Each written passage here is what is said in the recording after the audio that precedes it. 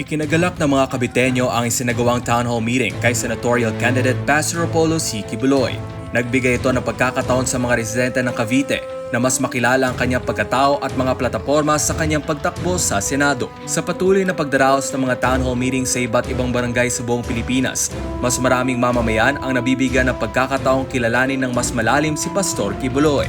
Dalawang matagumpay na pagtitipon nga ang isinagawa sa Cavite, isa sa barangay Severino de las Alas Covered Court at isa pa sa barangay Anahaw 2, Bagong Silang.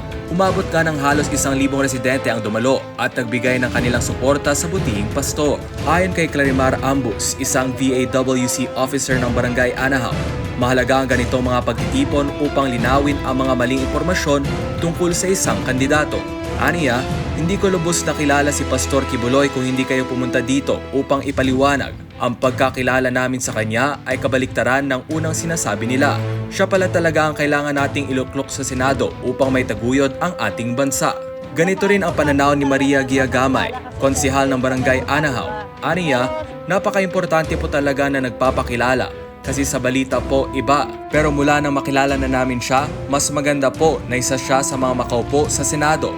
Lalong-lalo na sa mga hindi pinakikinggan pagdating sa hustisya. Samantala, binigyan din ni Honorable Julito Abellanosa, punong barangay ng Severino de las Alas, ang kahalagahan ng patas na pangangampanya.